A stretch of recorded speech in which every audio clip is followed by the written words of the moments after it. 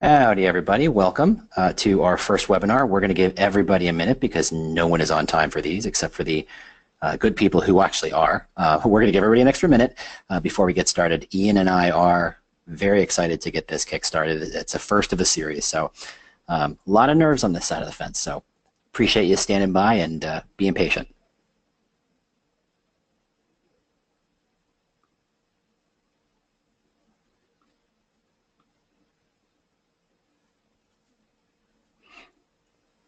I'll insert a hold music joke here, but that would just be rude to you, not me, but to you.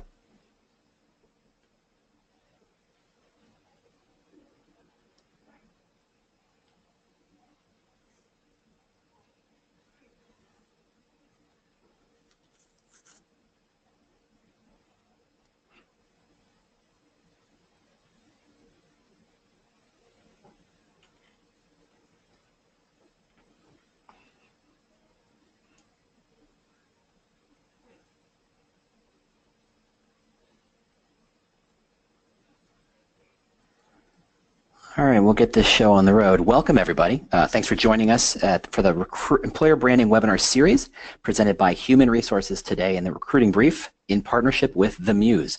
Absolutely want to thank The Muse for sponsoring the series and helping us make this whole thing happen. If you haven't heard of them, they are helping corporations around the United States develop their employer brand by making in-person trips to their offices in order to capture and promote exactly what makes that company unique. For registrants of this webinar series, as a thank you, the Muse will be providing a free copy of Employer Branding 101 that includes everything you need to start building your own employer brand. So thanks again, the Muse. We really do appreciate it.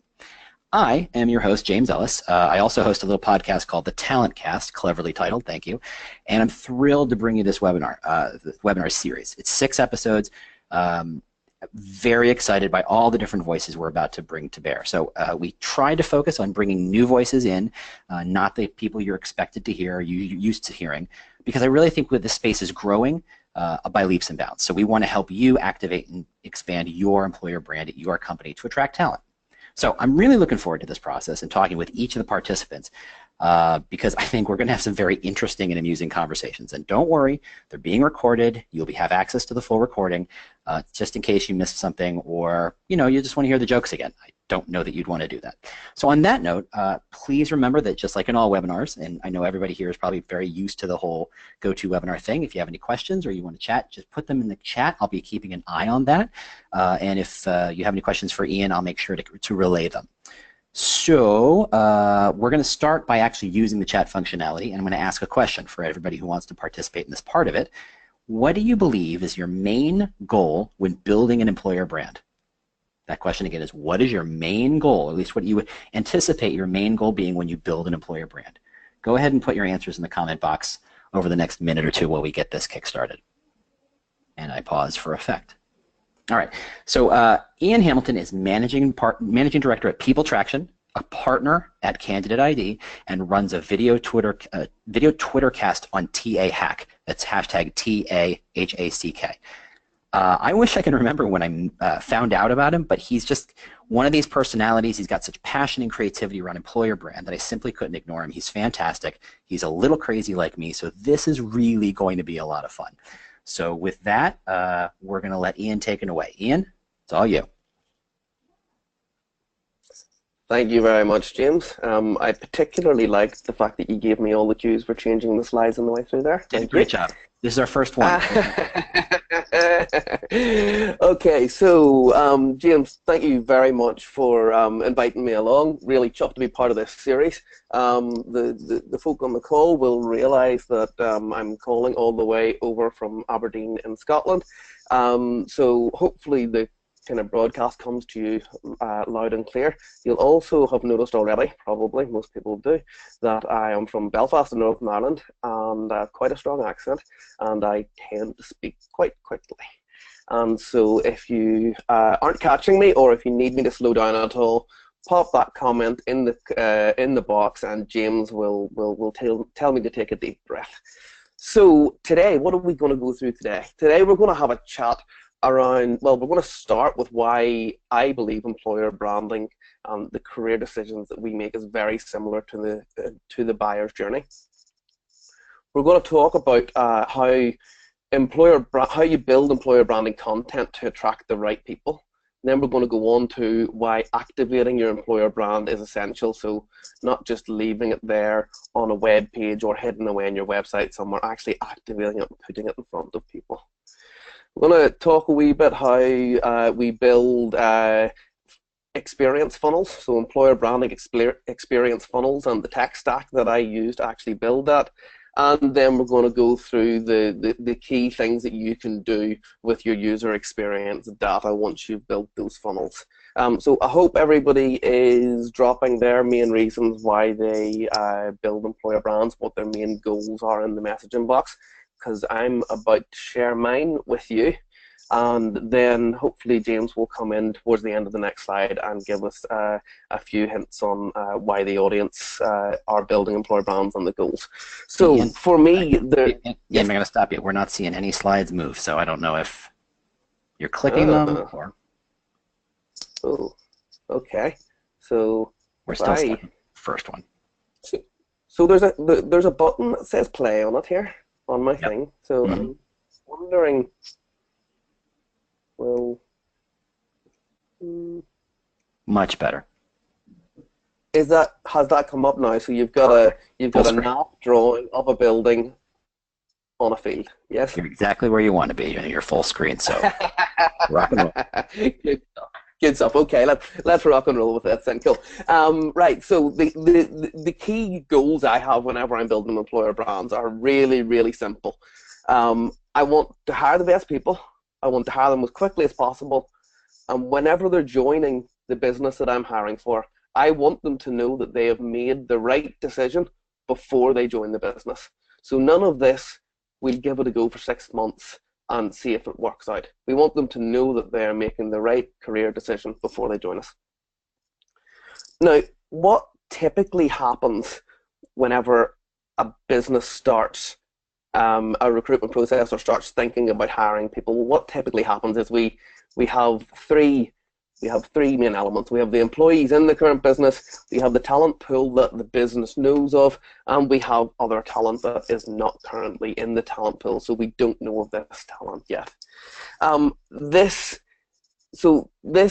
basically means that most companies are forced to recruit in probably some of the most expensive way possible. That would be through recruitment agencies, it would be through paying LinkedIn some rather big fees for the recruiter licenses and for their advertising solutions. I'm not saying they're not worthwhile fees that you're paying, but they are pretty big, and there's sometimes a wee bit better value ways of doing things. Now, what this means, so we've got a helicopter lifting water into a building. That is that's kind of an analogy used to show that we are really using the most expensive ways possible. And what I try to do is I try to think of it slightly differently. So the first thing I do whenever I'm working with a client is we build a method of bringing the other talent into our talent pool. So we work towards knowing 100% of the addressable market.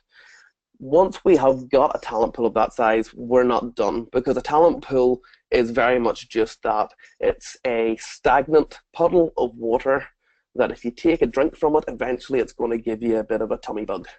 So the next thing that we need to do is we need to build a method of bringing fresh talent continually closer to our business. And the way we look at doing that is through a talent pipeline. So using your employer brand to bring people continually into this pipeline and continually closer to your business. And really the pumping stations you see along the way are the types of content that you're going to use.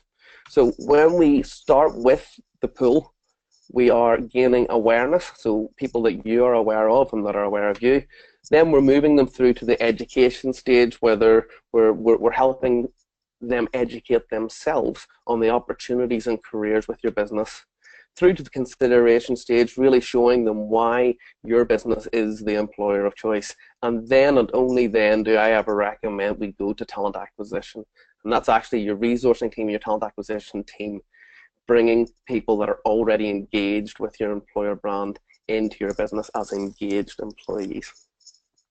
So, James, did we have any answers to the main goals for employer branding? How did it align with what I went through there? No one answered the question. I think everybody's eating lunch of various forms and sizes, so maybe we'll give them an extra minute or two to kind of fill that out. Okay, cool. So if anybody thinks there's any other key goals that you have towards building your employer brand, then just drop it in the comments box. But if not, we shall just move on and James can update us later. So the next thing I want to talk about is why I believe the employer branding and more importantly the career decision that people make is very like the buyer's journey.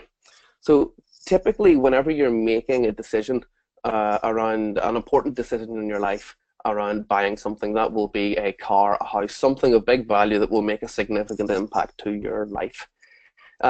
There's three things that typically people need before they actually decide to buy something.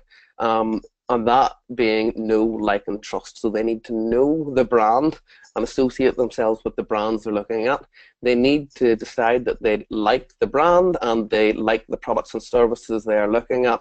And they need to get to the stage where they actually trust the brand that they're considering buying from. Trust that they will provide a good service, trust that the quality of the product and service is good enough that it's not just going to fall apart a month later. And that ties very closely into what is the buyer's funnel.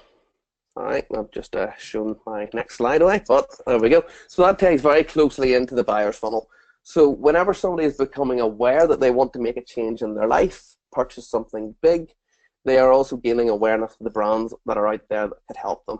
Then typically we move through to the consideration stage. We're considering the products and the services that we want to buy, and we're doing a lot of research in the market. Moving forward into the conversion stage where we're actually deciding that we trust one or two providers enough, and those are the people that we are going to go to and actually make the decision to buy the product.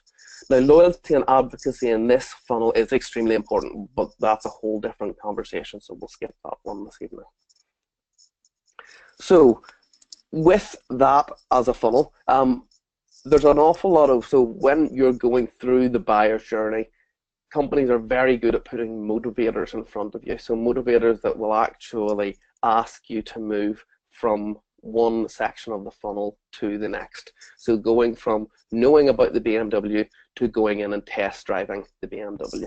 And that's very similar whenever we're choosing to change career. There's an awful lot of motivators for us along the way.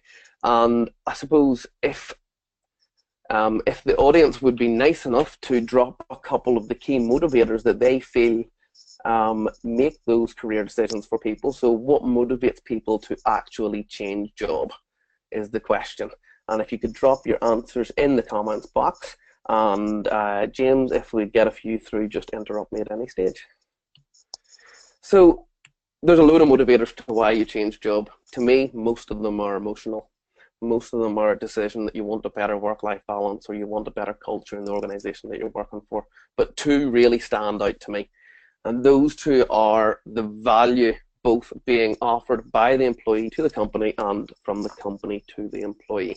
So the first one there is ultra important in my view.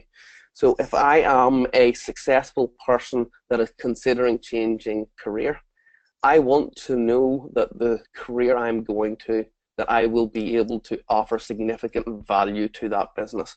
Because the only way I'm going to stay engaged and think that I am actually making a difference is if I am offering my previous skills, my experience, my learnings as value to that company. And if you can motivate that within stories in your employer brand and you can make people feel like they will actually be able to create difference and provide value to your businesses, then I think that's a really, really great way to attract people towards. The second one is the value that the business offers to you. And this covers some of the other elements on this slide as well.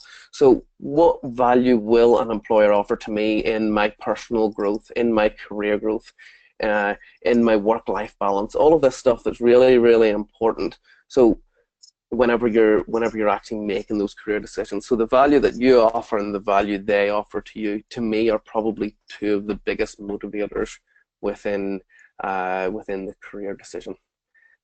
James, I'll ask you to pop in and Yep. have we motivated the crowd any further? We certainly have, and I think part of it is a technical glitch. Somebody in the back end, the the go-to webinar gods have smiled upon us. So we've got everything from attracting top talent, building a strong pipeline, creative engagement among internal and external staff, be the employer of choice, always a good one, reputation and identity, increasing the number of qualified applicants, create an awesome, I love the word awesome, candidate experience, increase awareness and build a diverse pool, figuring out the brand, then developing it, sharing what makes your company great, be the top of mind for clients and candidates, retention. So I got 7 or 8 more to go, 10 more to go. So this is quite the list. Wow.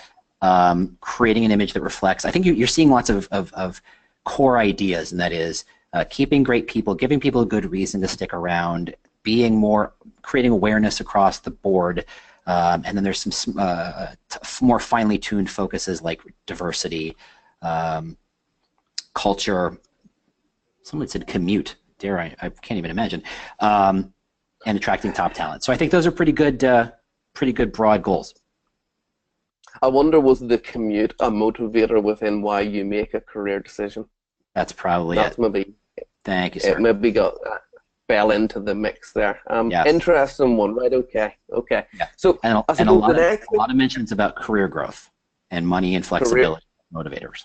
Yeah. Funny. Yeah. The money and flexibility. Money will always come into it.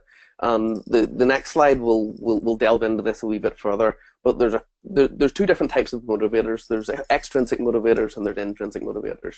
So the extrinsic motivators are your location, salary, and role level, things that you can't change as an applicant, things that just, they're just facts. And then there's intrinsic motivators, and this is where the interesting part comes in, because these are all the motivators that are more emotionally based, and typically as candidates, we don't actually ask as we're going through a recruitment process.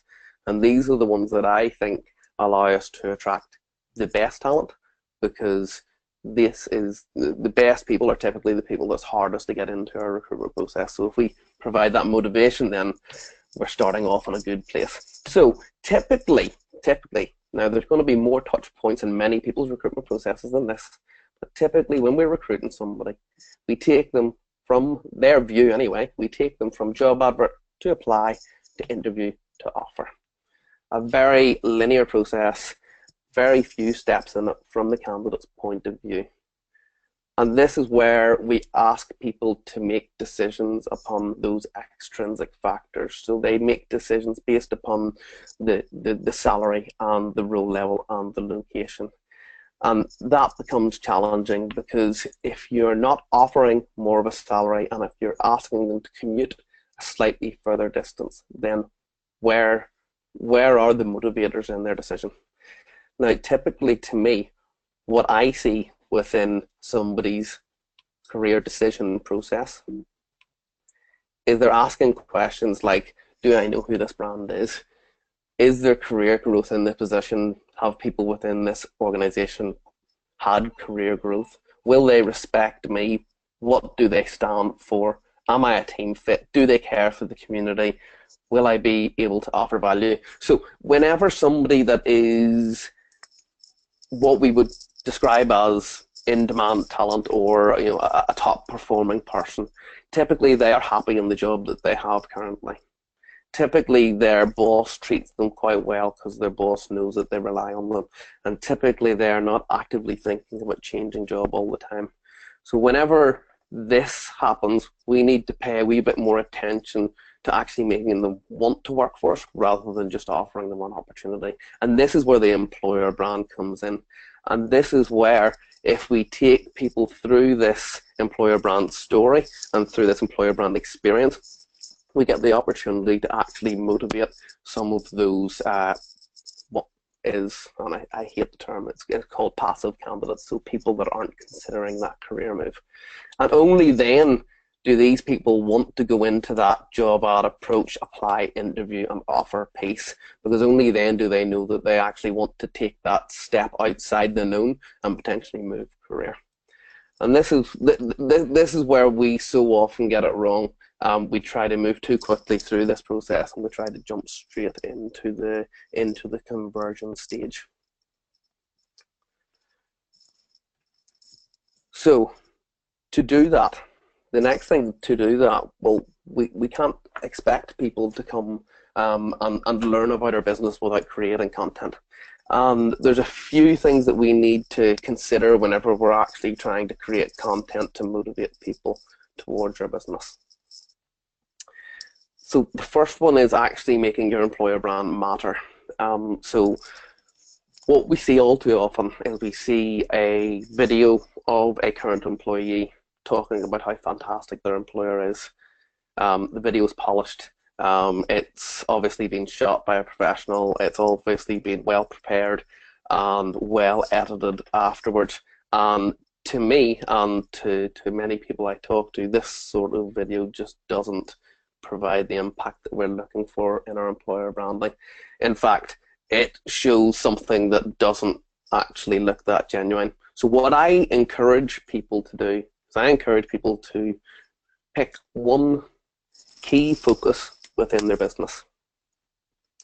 And that key focus in employers I've worked in sounded something like safety or quality or innovation or design, the way they design things, or the customer service that they provide. One typical example from the last employed position I had was a business in the oil and gas industry called Wood Group, who were through and through passionate about safety. And that was one of the strongest ways for actually us to work our employer branding. Because what we had when we were working through this was we had an industry full of people. Some of these people were interested in safety. Some maybe didn't actually care about safety.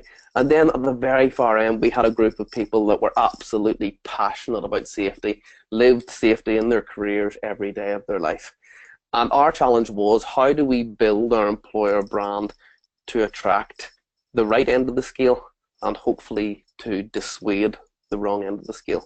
And what we found out very, very quickly was we had to polarize our employer brand. So we couldn't have an employer brand that attracted everybody. If we did that, then we typically attracted the watery kind of piece in the middle where they weren't bothered about safety, or they weren't unsafe but they weren't particularly bothered about it. So very quickly we decided we needed to really polarize this employer brand, and we asked our CEO to help us with that, a gent called Bob Keeler. So we worked closely with Bob, who is a fantastic storyteller, and we asked him to tell us stories about his career and how it developed. And we listened to every safety message within that, which went right the way from early career as a 21-year-old offshore, stopping a project and risking being fired because he had lost the business and a lot of money. But his decision was based upon whether a person would lose their life potentially or not. So he made the right decision. It was a difficult decision to make. Right the way through to the latter stages of his career, where we were winning $100+ million projects based upon the safety attitude of our employees. So by creating content and talking so passionately about the key business focus, we were able to actually have the people that weren't really bothered walk away without interest in our business. And then very quickly, we were also able to attract great people towards a business that shared this key business focus. Now, it was really interesting. After a few months of running this, we noticed people that were joining the business were joining the safety focus groups, were writing blogs on safety, were more active in reporting things that could have been a challenge in the workplace. They were really kind of engaged with the focus of the business, and it meant that we were driving the safety within the organization further and further and further, just through creating some really, really good employer branding content. And I presume that reaches out beyond the scope of who you would normally reach out to. Is it that people who care about safety regardless of industry, regardless of role, suddenly you're famous for it, in the same way that notoriously Volvo is all about safety for cars? People just knew that that's who they wanted to work with, and you got a chance to expand beyond your standard talent pool. Oh, absolutely. So we had a blog post that was published that got tens of thousands of likes, which was About safety. just crazy. About safety, and That's that crazy. was the story about Yeah, it was the story about how he made a decision as a young career person to stop a project, lost the business that he worked for, probably over £100,000 in the time that the rig was shut down, but he did it for the right reason. And the message was that every person within this organisation is able to stop a project if they don't think it's safe. Yeah, and And I think that message went out loud and clear. yeah, and those kinds of stories resonate and have long, long tails. Think about the story of the Zappos employee who helped one of their customers order a pizza. Now, Zappos there to sell shoes and clothing. They have nothing to do, but they're so committed to customer service that they will literally do anything you ask them to do. And once that story about helping a customer order a pizza went around, that really solidifies that brand of who they are. So one good story, one well-told and aligned story can do amazing things. Absolutely, absolutely. So with that, right, so now we have realized that we have a funnel that we need to take people through, a story that we need to take people through. We know that we need to create content. We know we need to create content that actually matters to the people that we are trying to attract. But one thing hasn't matched together within this. So we can't go and provide that ultra specific value proposition to a person the first time they see our content. Not only will we be providing the wrong message, but they might think it's a wee bit strange. We need to help them become aware of our brand, become aware of our services, become aware of the ethos of the business before we go ultra deep with our messaging. And this is where the talent acquisition or the employer branding funnel really comes in, because it allows us to put the right content to the right person at the right time. And we'll cover a wee bit more of that whenever we come into the actual tech stack that we use. But we know that whenever somebody is just becoming aware of our business, we know that we need to bring stories to them about the products and services that we provide, thought leadership content, and potentially some career advice. So just to cover a couple of those very quickly, so products and services sounds a bit boring. I'm working with an automotive parts supplier, manufacturer, sorry, over in America at the minute, and we were trying to figure out how we created content for the awareness stage of the funnel, how we made the company seem exciting. When we delved down into it, we realized that this business, not only did they create the brake discs and the drive chain that powers some of the fastest cars in the world, actually the fastest car in the world, the brake discs they make for, right the way through to they have some really, really innovative ways of manufacturing parts for the automotive industry, which includes composite manufacturing. So whenever you're able to talk about stories like that, you're able to excite with the products that you make, and you're able to really inspire people with the innovation within the organization. And that's how you bring your products and services towards people in an employer branding aspect.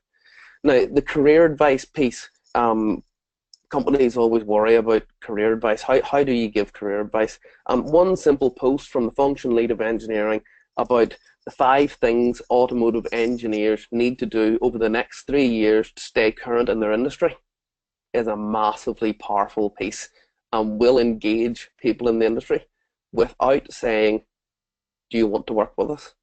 And without really pushing that job advertising message in their face. We find that's probably one of the most powerful pieces of content and the most engaging pieces of content along the way. Once people have got that awareness, we move them to education. At this stage, we want to bring some messages to them, helping them understand the mission, vision, and values of the business, the corporate social responsibility efforts of the teams, and tell them some stories about the people and the teams that work within the business, so that you can really start to get a feel of what this organization is like to work for. Once we have people that have gone through this education phase, we bring them into consideration. And this consideration stage is really telling them stories that are relevant to the location and the profession that the individual viewer is part of. So if you have an engineer in New York, you want to tell them about an engineer in New York. Whereas if you have a supply chain professional in Houston, you want to provide them something relevant to supply chain people in Houston that work for your business. And we'll get really smart with the technology that we use at this stage. We want to talk about the value proposition, so both the value you offer the business and the value the business offer you. And then we want to go all Simon Sinek on this, and we want to do the why of the organization, that ultra powerful why, which will again provide that polarizing message that will help the people that fit with your business come closer to you, and the people that aren't right move further away. And this is where we start. Yeah, go for it, Jim. I just want to point out, the content here is not about telling everybody how great you are. It's about providing value to the person you're sending it to. And I think that's, from a content standpoint, that's the biggest mistake companies make, is they try to talk about them and not talk about the person you're trying to get it to. If I don't have to have that commercial pushed at me, I don't want that commercial pushed at me, but I will go find content I care about. Absolutely. Absolutely. So this is where we start asking the technology to play a large piece in what we do. So whenever somebody is interacting with this top of the funnel content, we'll score them 5 points. They'll sit in around about the 5 points level, where we can see within our engagement league table that there's a group of people that are just gaining awareness. Whenever they start to come through to the education piece, we score them 20 points. 20 points means that they're learning about the organization and learning about the opportunities, but they're not necessarily ready for that career conversation yet. And then whenever somebody comes through to this consideration stage and they're becoming ultra engaged with the mission, vision, values, and the careers within your organization, that's when we score them 45 points. And that is the list of people we hand to the sourcing team to do the proactive outreach to say, come to us, let's talk about careers, and let's talk about the future in the organization. And when you're able to pinpoint every individual person's engagement score, that's when you really get to the utopia of tying employer branding and your talent acquisition efforts together.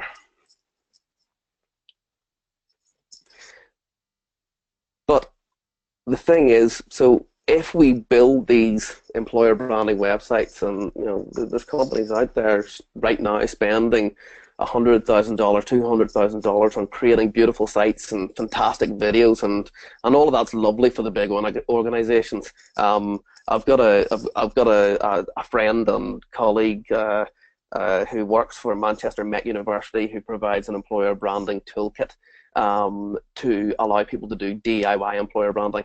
It's just absolutely epic. Look him up, he's Ben Gledhill. You'll see his content, he's fantastic.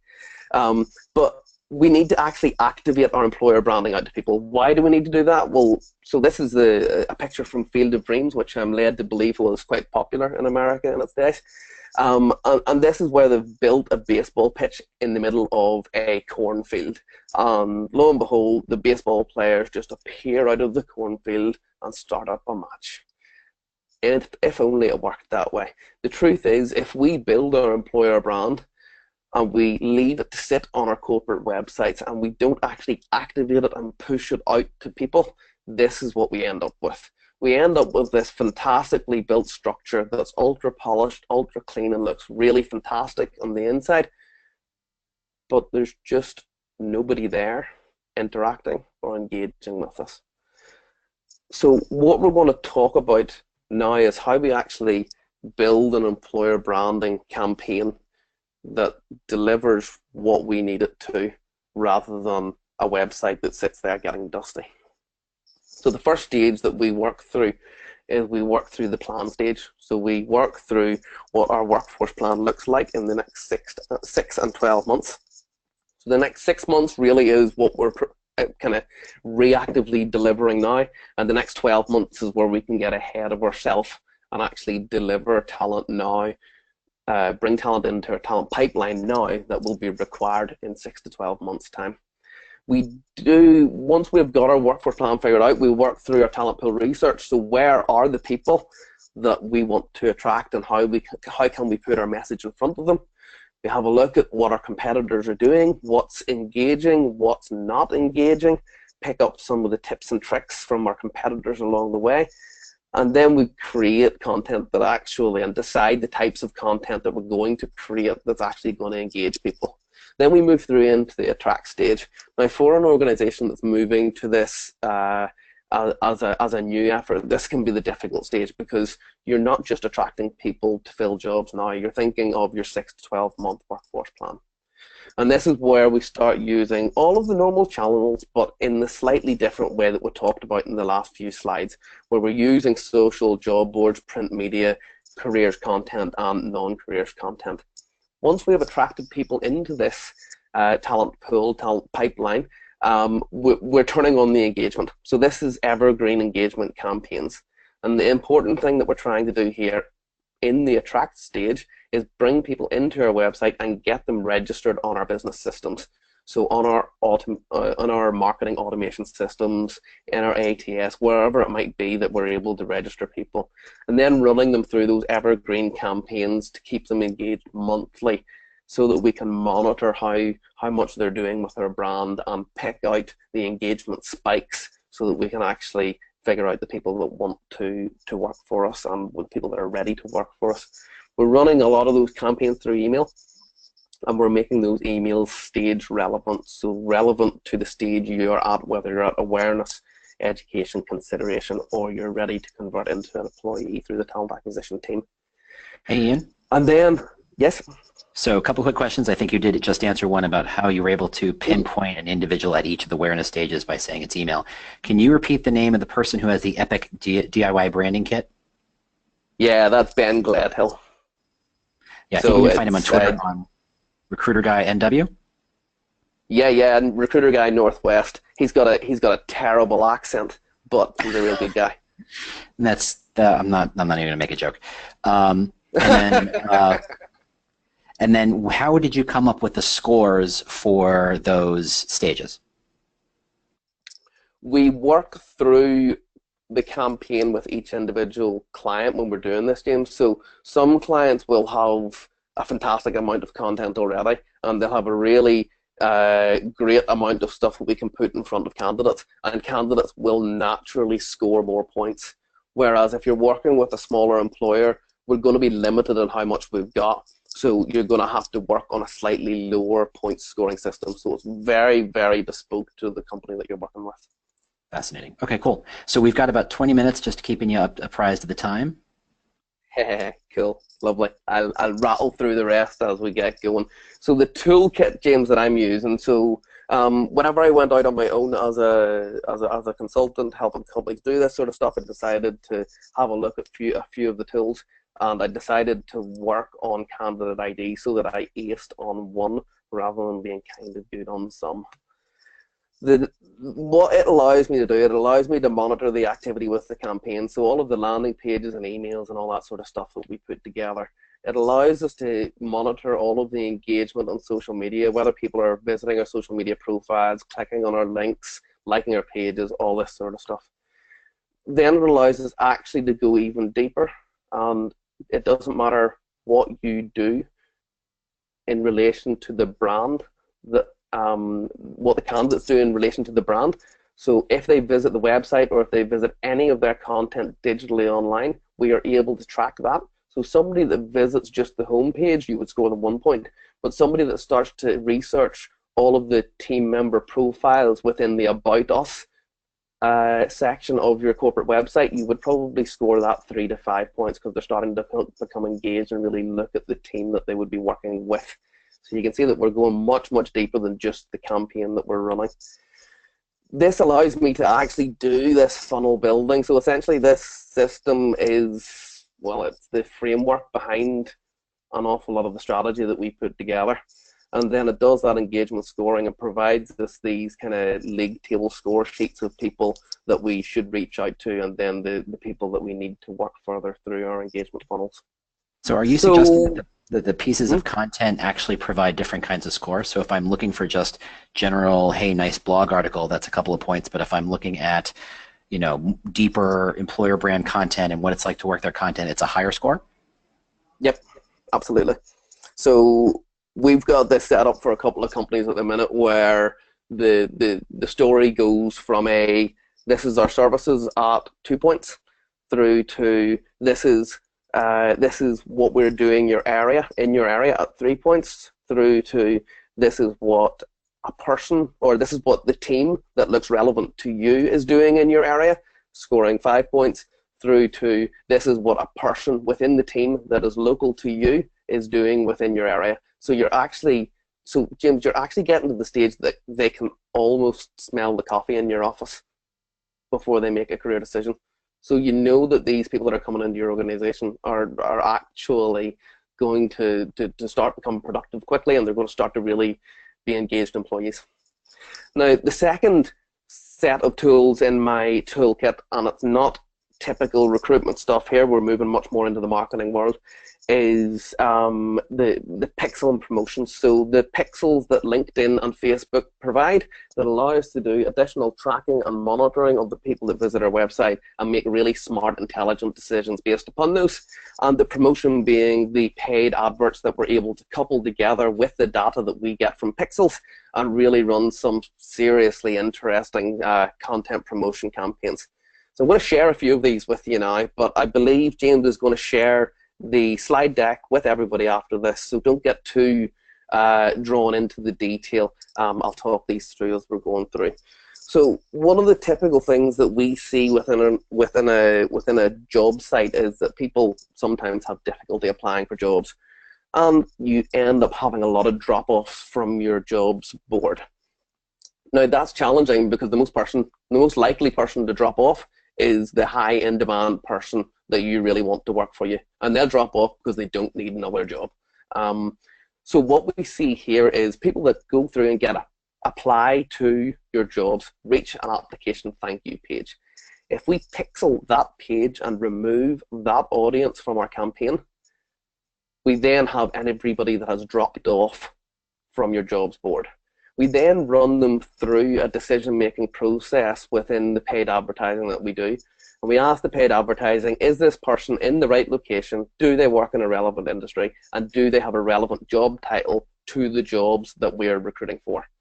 And that allows us to get an audience of people that have dropped off from our site and that we want to work for us. So we're able to push employer branding content and jobs to them in the future through paid advertising. And that is without having any of their details. So we don't need their email address, we don't need their application, we don't need even their name at this stage. This is just a pixel on their computer that allows us to target them.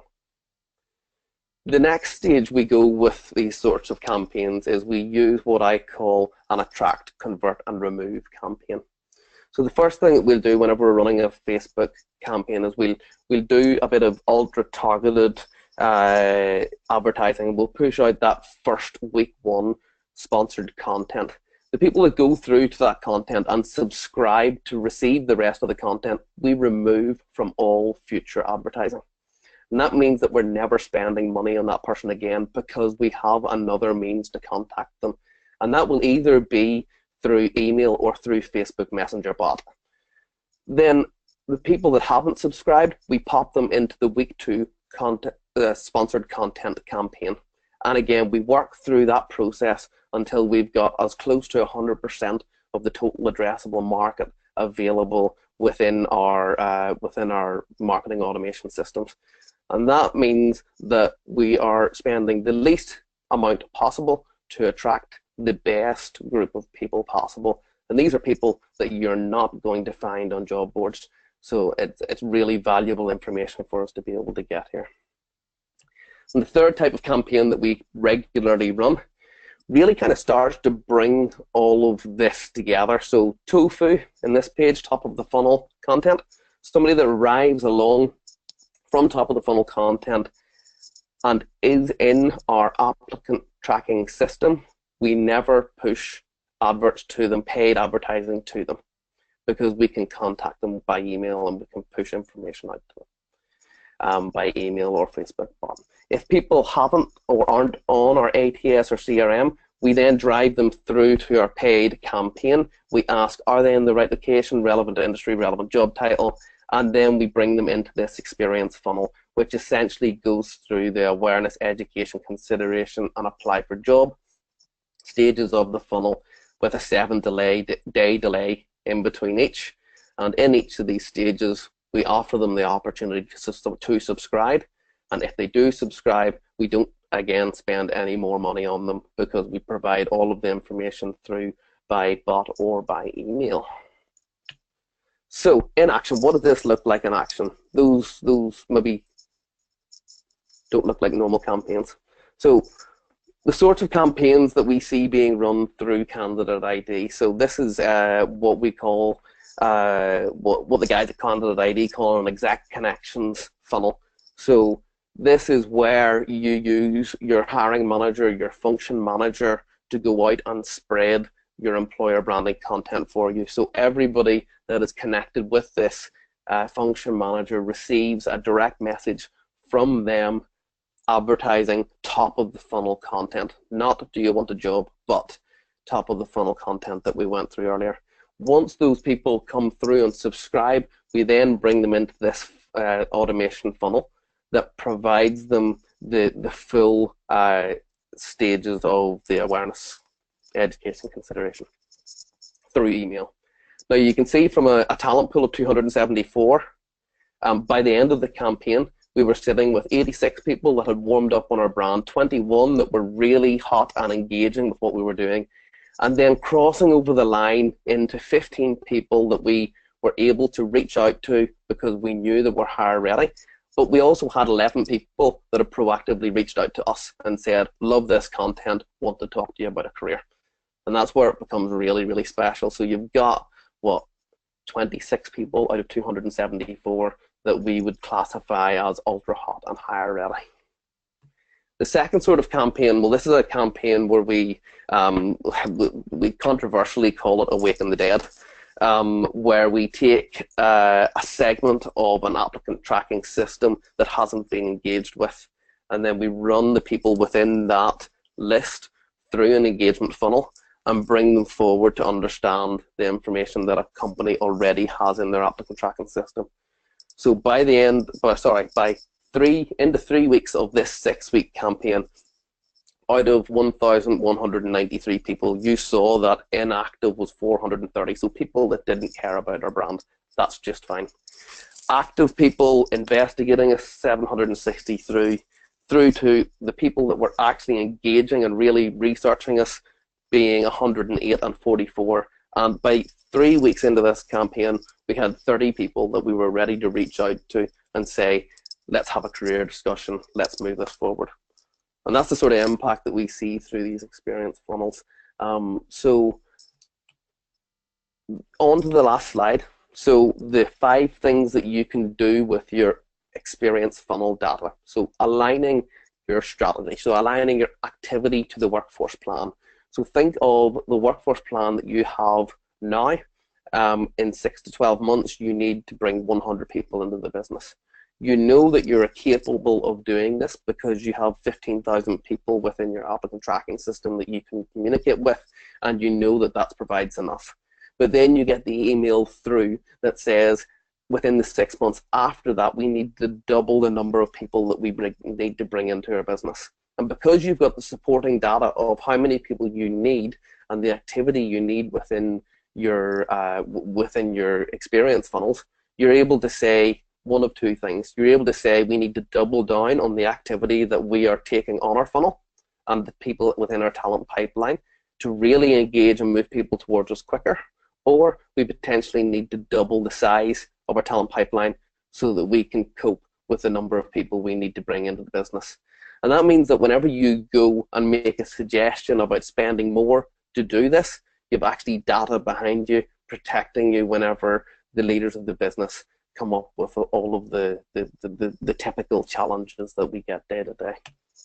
Compliance. So I know that over in the US, you've got slightly different data protection rulings. We have GDPR coming over in Europe at the minute, General Data Protection Regulations coming in early next year. Which really changes things about for us. But we found that these experience funnels actually support you keeping people compliant whenever it comes to data protection. So if somebody is expecting to continually hear from you month to month, is accepting of that, and you're offering them the opportunity to opt out of campaigns at every point, and you're able to monitor the fact that they are opening, reading, and engaging with your emails, gives you every business justification that you need to continue to contact somebody.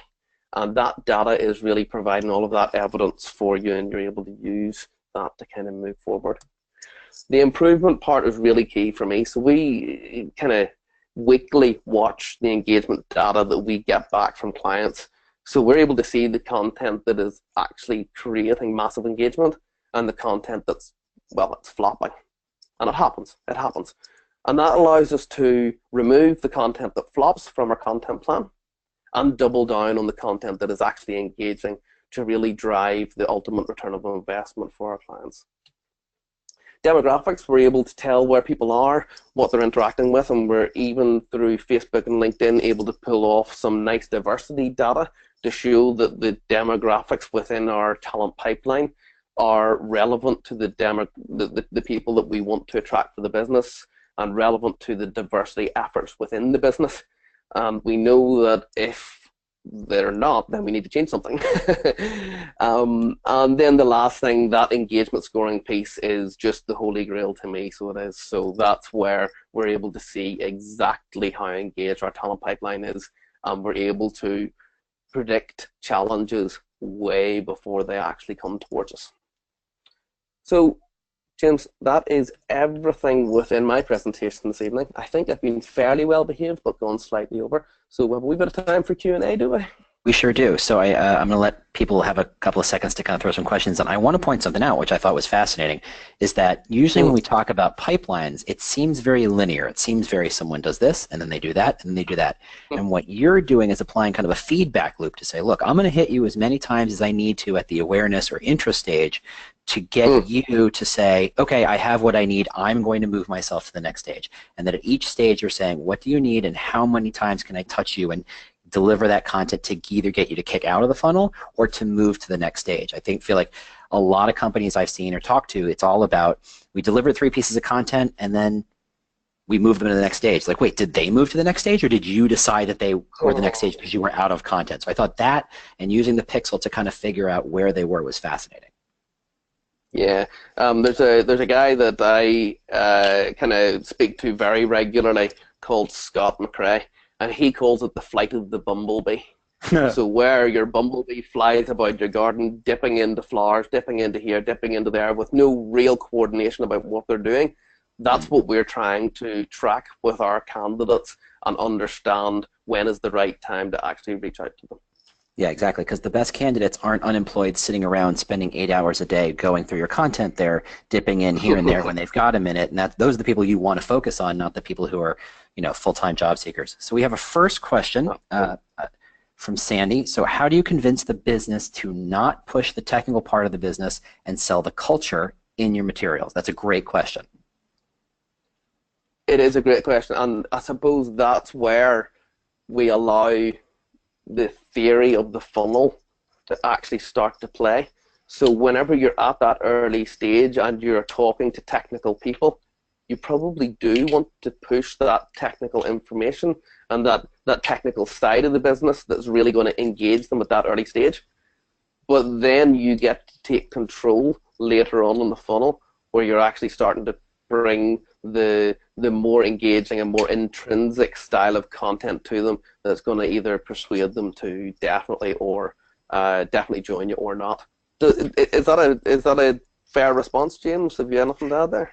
No, I think so. But you could also add that the culture is really what's more unique about your company, and that truly, if you're thinking of a developer or you're thinking of a project manager, or there's so many jobs that it almost doesn't matter which company they work at. It's all about the kind of work they're doing. So it doesn't matter if you're working for a car company or a hospital. Those industries, those spaces need those kinds of roles. So talking about, hey, we are the best hospital or we're the best car company isn't what motivates them. It's about what it's really like to work there. Yeah, yeah.